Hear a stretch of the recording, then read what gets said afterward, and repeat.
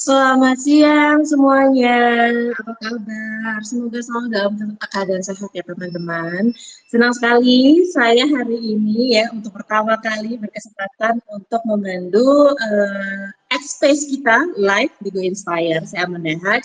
Dan yang akan kita bahas nih teman-teman bukan cuma permasalahan satu orang, tapi ini sebenarnya banyak sekali dirasakan terutama untuk para wanita. Gimana sih caranya untuk menjaga dan merawat kesehatan ya, kesehatan wanita, terutama organ reproduksinya. Nah, saya nggak sendirian nih. Saya di sini sudah ditemani sama salah satu pembicara saya, yaitu Dr. Nurman Saputra. Halo dokter. Halo Mbak Amanda, gimana kabarnya semuanya? Semoga sehat selalu ya di siang hari ini. Amin.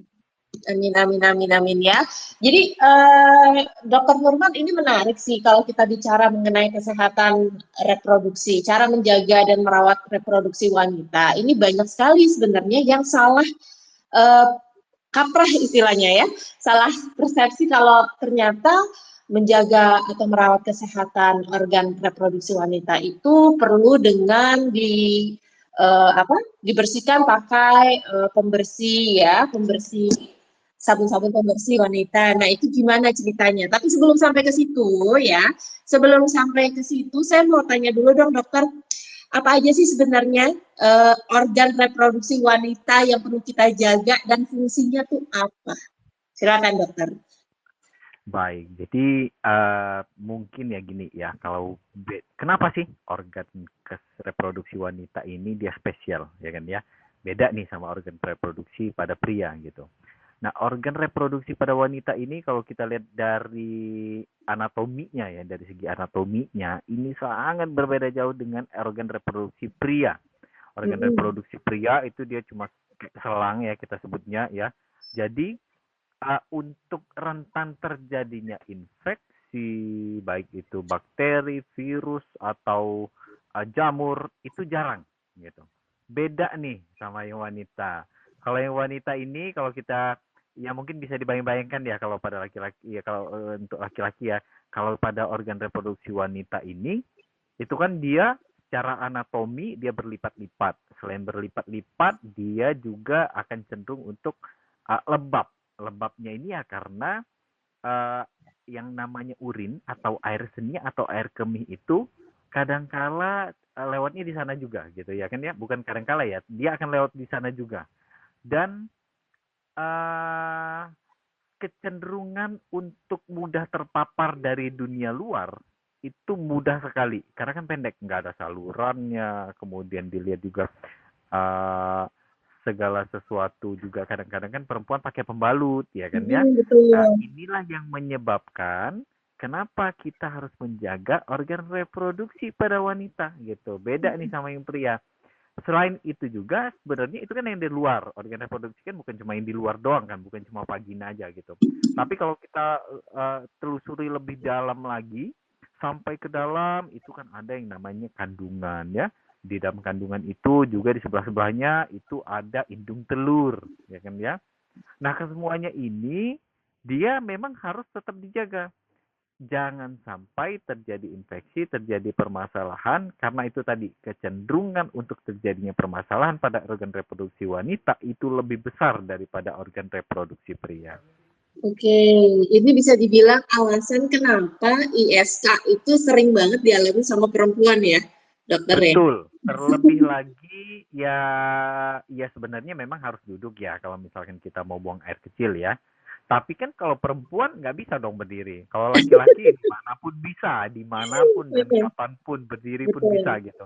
Tapi kalau perempuan kan mau nggak mau dia kan harus jongkok. Jadi ketika dia jongkok atau duduk ya, maka kesempatan untuk infeksi itu mendekat tinggi sekali ya. Makanya kadang-kala padahal sebenarnya saya sudah menjaga nih gitu. Tapi kan jangan dilupakan bahwa kalau kita sudah pernah duduk nih di WC umum, di toilet umum, ya kan ya. Nah, Mhm. dari situ biasanya tuh. Nah, itulah kenapa harus ekstra nih pembersihannya harus ekstra, menjaganya harus ekstra dan pemeriksaannya lebih komplit daripada yang pria. Oke, oke. Jadi memang sebagai perempuan gitu sewajibnya sebenarnya kita tuh harus lebih ekstra lagi ya dalam merawat organ reproduksi wanita karena tadi faktor-faktor yang bisa mempengaruhi kesehatan dari organ reproduksi wanita ini banyak sekali ya Dokter Nurman ya. Nah, tapi gimana caranya agar kita bisa melakukan ekstra ini, yaitu ekstra untuk merawat kesehatan ya organ reproduksi wanita. Bagaimana yang tepat nih dokter? Yang pasti sih kita perhatikan mulai dari luar, ya kan ya, yang dari kita pakai sehari-hari, ya kan ya. Dari celana dulu deh, gitu. Dari celana di luar ya. Dari celana di luar memang sangat disarankan untuk tidak terlalu ketat. Kan sekarang kan banyak tuh Mbak Manda, kalau misalkan ada orang-orang yang dia pakai celana ketat, terutama pada perempuan-perempuan, ya kan ya, celananya ketat sampai membentuk liuk-liuk dari tubuhnya, ya kan ya. Nah itu sebaiknya dihindari ya. Kemudian masuk lagi nih ke bagian dalam ya, artinya masuk ke celana dalam nih. Kepakaian dalam ini ya pastinya yang harus kita perhatikan adalah bahan dari pakaian dalamnya. Pakaian dalam ini sebaiknya yang menyerap keringat, yang tidak panas. Ya biasanya kalau saya perhatikan ya pakaian dalam perempuan kan ada renda-rendanya, ya kan ya. Nah renda-renda ini sebenarnya tidak terlalu baik untuk suasana di area kewanitaan. Karena renda-renda ini kadangkala dia membuat area selangkangan itu dilecet ya. Karena kan gesekan, ya kan ya.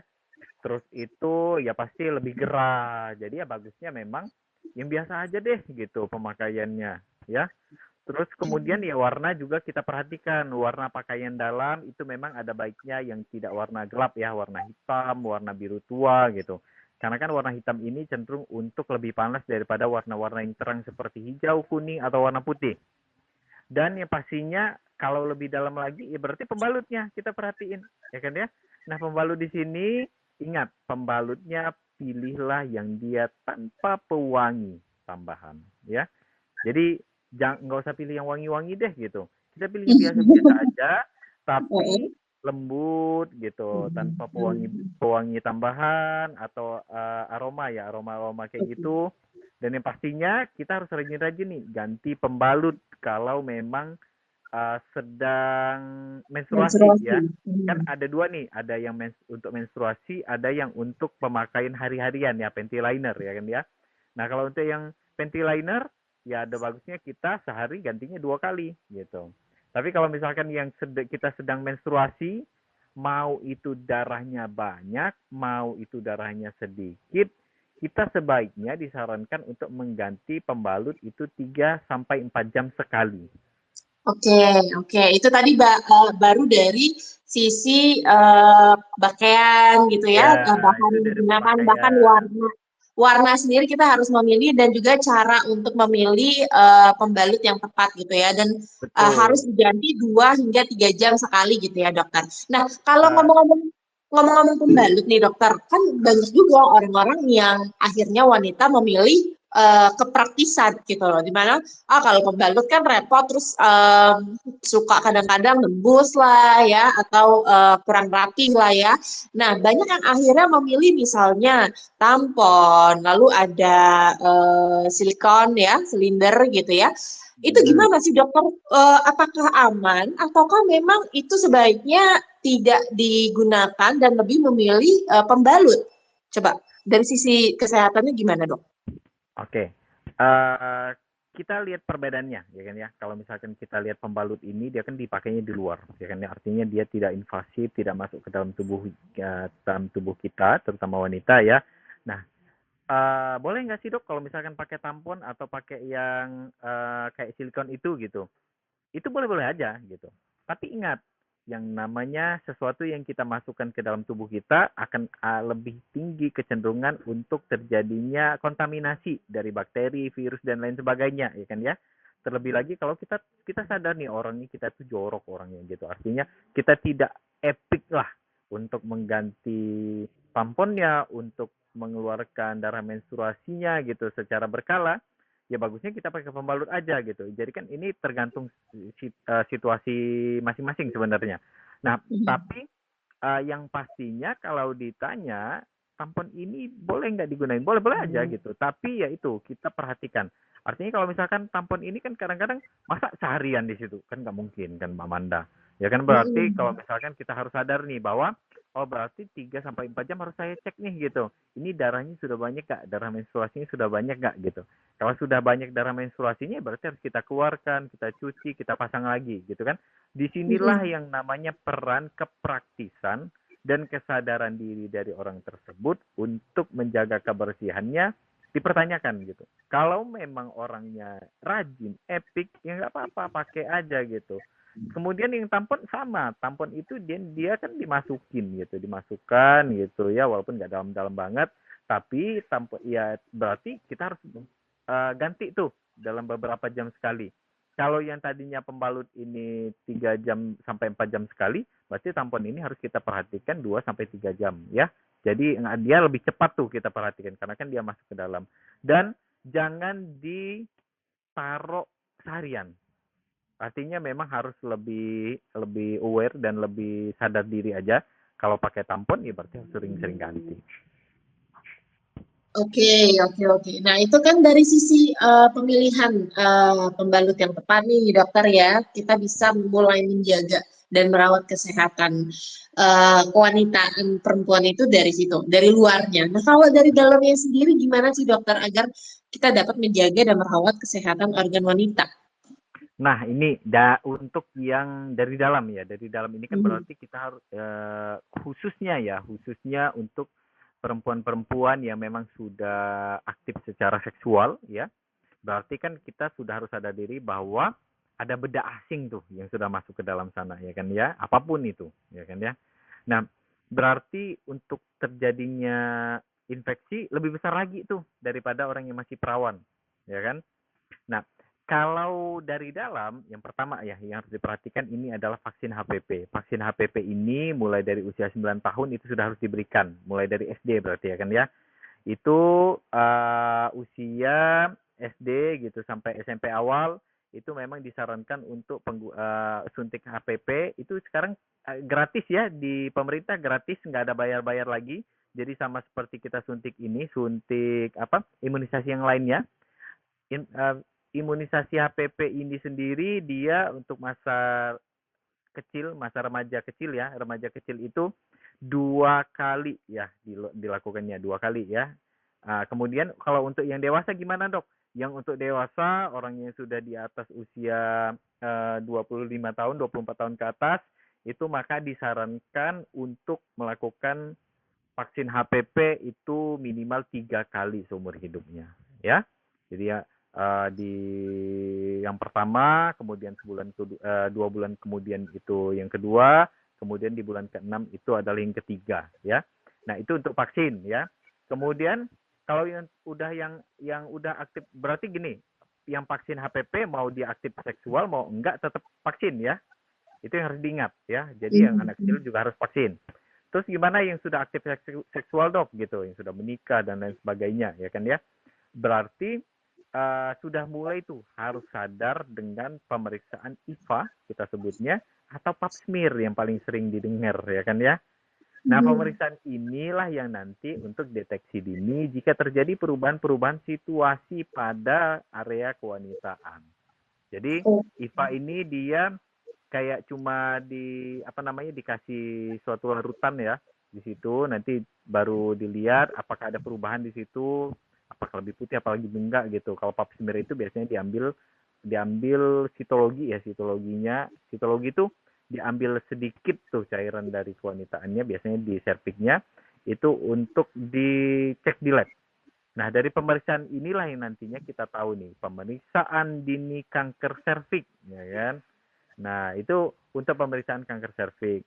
Kemudian ada pemeriksaan-pemeriksaan lain nggak? Karena kan di sini kan bukan cuma di serviks aja, ya kan? Pemeriksaan lainnya ya bisa kita lakukan pemeriksaan apa namanya kandungan secara berkala, nggak harus hamil kok, ya kan ya? Artinya kalau misalkan dok darah saya ini sering banget banyak keluarnya gitu, ini saya gimana ya? Ya berarti kita harus periksa tuh di dalam kandungannya, di dinding rahimnya, apakah ada masalah atau enggak? Karena kan di sini banyak sekali orang yang dia punya permasalahan dinding rahim ya, bisa endometriosis, kemudian bisa juga apa namanya, menoragi ya kan darahnya banyak, atau metroragi karena panjang itunya apa namanya, masa menstruasinya terlalu panjang bisa sampai 2 minggu. Nah itu harus dicari tahu gitu. Dan yang pastinya adalah kalau kita mau menjaga area kewanitaan, berarti kita harus menjaga kebersihan diri kita secara keseluruhan, ya. Baik kesehatan kita, karena kan nggak sedikit ini Mbak Manda, orang yang sebenarnya nggak ada masalah nih sama sama di rahimnya, ya area kewanitaannya, Mhm. tapi Mhm. karena stres menstruasinya jadi lebih panjang gitu. Gangguan Gara-gara apa, dokter? menstruasi, gara-gara stres. Oke. Biasanya Nah, ini kan kalau misalkan orang yang menstruasinya terlalu panjang kan dia harus pakai pembalut lebih lama. Dan inilah yang Betul. biasanya akan memicu terjadinya lembab ya kan ya karena kan harus lebih panjang gitu loh. Itu tuh ya Mhm. yang harus diperhatiin. Oke, jadi ini juga berpengaruh ya, stres ini ya kaitannya ya untuk apa Betul, betul, dalam betul. menjaga dan merawat organ Betul. Dan reproduksi wanita. penyakit-penyakit sistemik juga ya kayak misalkan diabetes ya, orang diabetes kan biasanya kecenderungan untuk kulitnya lebih lembab, kemudian kulitnya apa namanya gatal-gatal, kemudian Mhm. infeksi jamur itu lebih tinggi loh daripada orang-orang Oh, yang dia normal, ya kan ya? oke, oke. Iya, Nah ini jadi orang yang diabetes ini eh, dia mendapatkan misalkan ya keputihan ya, keputihan ini kan mhm, yang patologis yang dia karena infeksi. Itu mhm, karena diabetes gitu, tidak mhm. terkendali gula darahnya. Jadi ya secara keseluruhan tubuh kita harus kita perhatikan, area kewanitaan secara khususnya kita perhatiin.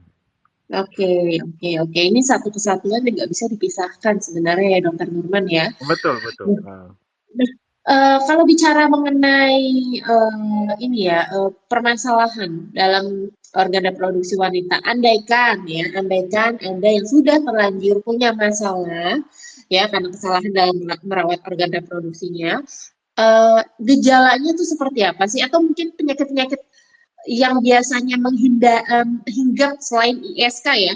Tadi kita sudah agak singgung sedikit mengenai ISK nih dokter. Nah, ada Hmm, lagi nggak sih penyakit yang bisa disebabkan dari cara yang salah dalam merawat organ kewanitaan kita, dok? banyak ya. Jadi ISK itu kan dia ya, kepanjangannya kayak infeksi menular seksual ya. Bukan ISK ya, IMS ya, IMS infeksi menular seksual ya.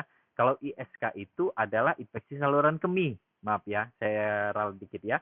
Jadi infeksi saluran kemih ini nggak harus karena kegiatan seksual, nggak juga gitu. Tapi karena kurangnya hygiene di daerah tersebut. Kemudian permasalahan pada perempuan bukan cuma sebatas infeksi saja gitu. Tapi permasalahan pada perempuan itu mulai dari hormonal, kemudian permasalahan imunitas, kemudian permasalahan banyak permasalahan lainnya ya, bahkan permasalahan-permasalahan pembuluh darah di daerah tersebut itu juga akan menjadi permasalahan di kedepan harinya, di kemudian harinya, ya kan ya? Atau Oh, permasalahan anatomi nih satu mhm. lagi. Jangan salah loh, anatomi ini dia Gimana itu berperan. dokter? Jadi kan normalnya ya, normalnya rahim lah ya, anggaplah oh rahim atau kita mulai dari luar dulu ya, selaput darah ya kan ya. Selaput darah ini dia ada untuk orang yang normal dia biasanya terbuka tuh, ya kan ya nggak ada masalah tuh selaput darahnya ya. Tapi kalau orang yang dia secara anatomi dia bermasalah, misalkan selaput darahnya terlalu tebal atau menutup sama sekali, jadi darah menstruasinya keluarnya sedikit sekali gitu. Nah, ini biasanya dia akan terjadi nih penggumpalan darah karena penumpukan darah di area rongga pelviknya atau rongga kewanitaannya. Nah, disitulah yang nanti makanya kadang-kadang orang, oh kok darah saya menggumpal ya dok gitu. Nah, kadang-kadang harus diperiksa dulu tuh gitu, ada permasalahan nggak sama ininya, sama selaput darahnya. Kalau ada permasalahan ya Hmm. berarti harus kita perbaiki ya kan, secara anatomi sudah bermasalah gitu. Itu salah satu contoh kenapa kita harus memperhatikan dengan betul-betul uh, organ reproduksi kita ya yang wanita-wanita biar tidak terjadi permasalahan di kemudian hari karena ini ada kerat kaitannya sama ya mungkin hidupnya yang akan datang.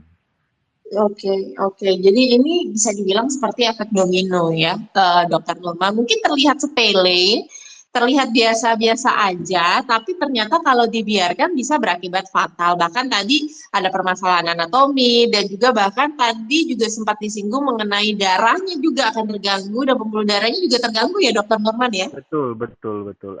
Karena kan uh, kan proses menstruasi itu adalah proses terjadinya peluruhan atau apa ya kalau bahasa Indonesianya ya kayak dia luntur gitu loh dinding rahim yang paling luar kita sebutnya sebagai endometrium. Jadi dia keluar tuh, dia harusnya keluar karena ya memang sudah tidak dibuahi ya kan ya. Nah kalau misalkan kita biarkan gimana ya pasti ada masalah kalau kita biarkan karena kan dia sudah seharusnya dibuang keluar.